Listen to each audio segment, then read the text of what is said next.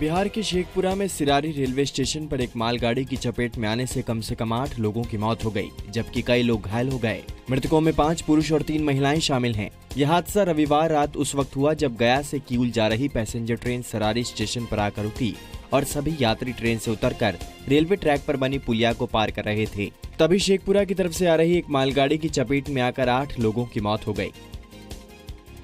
छत्तीसगढ़ के सुकमा में हुए नक्सली हमले की जांच एनआईए को सौंपी जा सकती है। उधर जगदलपुर में एंटी नक्सल ऑपरेशंस के डीजी डीएम अवस्थी ने पुलिस और सीआरपीएफ अधिकारियों के साथ अहम मीटिंग की, जिसमें बस्तर के आईजी विवेकानंद सिन्हा, सीआरपीएफ के IG DS Chauhan, DIG Sundarraj P और बस्तर के एसपी आरिफ शेख समेत कई बड़े अधिकारी मौजूद थे।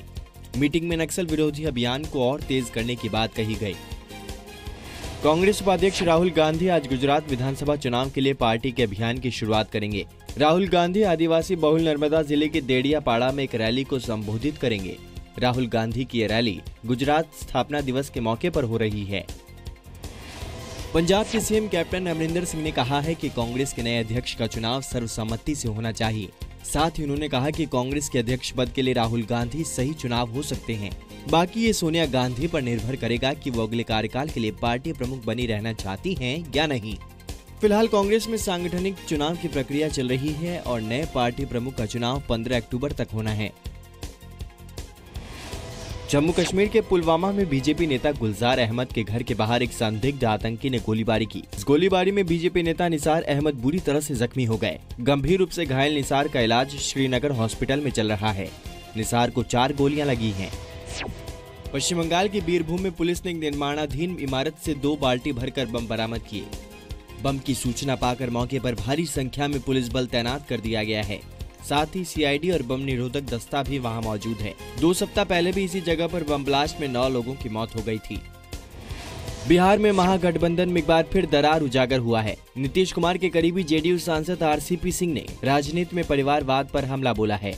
जेडीयू सांसद के इस बयान को आरजेडी अध्यक्ष लालू प्रसाद पर निशाना माना जा रहा है। घोटाले के आरोपों को लेकर बीजेपी नेता सुशील मोदी के निशाने पर आए लालू का जेडीयू बचाव भी नहीं कर रही है।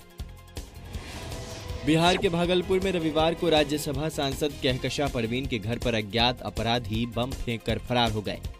जब बम फेंका गया उस वक्त कहकशा परवीन अपने घर में ही थी, लेकिन वो बाल बाल बच गईं।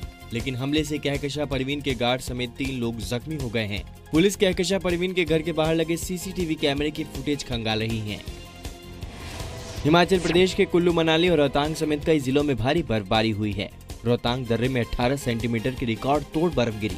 भारी बर्फबारी से पूरे प्रदेश का तारा 2 से 3 डिग्री सेंटीग्रेड लुढ़क गया।